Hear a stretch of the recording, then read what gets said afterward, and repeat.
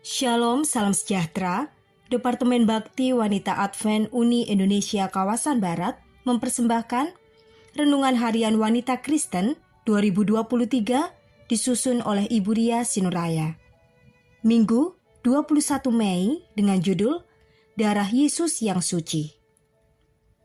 Firman Tuhan di dalam 1 Yohanes 1 ayat 7, tetapi jika kita hidup di dalam terang, sama seperti Dia ada di dalam terang, maka kita beroleh persekutuan seorang dengan yang lain, dan darah Yesus, anaknya itu, menyucikan kita daripada segala dosa.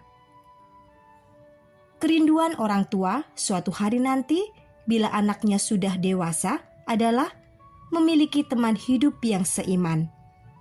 Kala itu, anak kami yang laki-laki mempunyai kekasih seorang yang belum mengenal Yesus.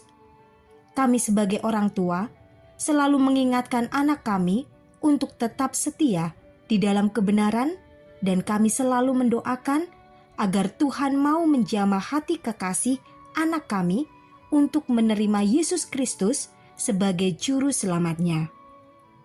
Terpujilah Tuhan. Akhirnya doa kami dijawab oleh Tuhan. Kekasih anak kami mau belajar kebenaran firman Tuhan walaupun melalui online hampir sekitar setahun, sebab kasus COVID-19 masih meningkat.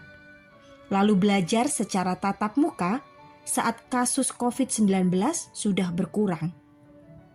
Akhirnya kekasih anak kami menerima Tuhan Yesus melalui baptisan pada bulan Oktober 2022. Betapa bahagianya kami. Tuhan sungguh baik dan mendengar doa-doa kami. Percayalah, bila mana kita sungguh-sungguh memohon kepadanya, maka Tuhan akan mengabulkannya. Sebab tidak ada satupun hal yang mustahil bagi Dia, pemilik segalanya. Injil berpusat pada pengorbanan Kristus, tetapi Injil itu sendiri berakar pada kejadian dunia ini.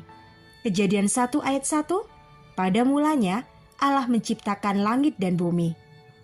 Namun sejak berkembangnya teori evolusi, maka fondasi iman Kristiani sedang coba dihancurkan oleh setan. Ketika peran Yesus sebagai pencipta dikecilkan, perannya sebagai penebus kita juga akan diragukan. Sebab itu, Injil sangat berkaitan erat dengan penebusan. Sayangnya, banyak umat Kristen yang kini termakan salah satu dari tipu muslihat iblis, sebab mereka mencampur adukan yang gelap, teori evolusi, dan terang, penciptaan dunia oleh Allah. Hanya ketika kita hidup di dalam terang Kristus, maka mata kita akan jelas melihat kesesatan ajaran evolusi ini. Banyak juga orang di akhir zaman ini yang lebih cenderung memilih hidup dalam cahaya remang-remang, mungkin tidak sepenuhnya gelap.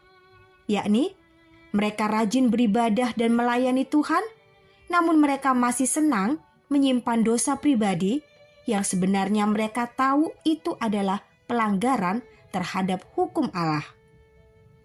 Ketika cahaya remang-remang tersebut dibiarkan menerangi kehidupan mereka, maka lambat laun cahaya itu akan redup dan mati.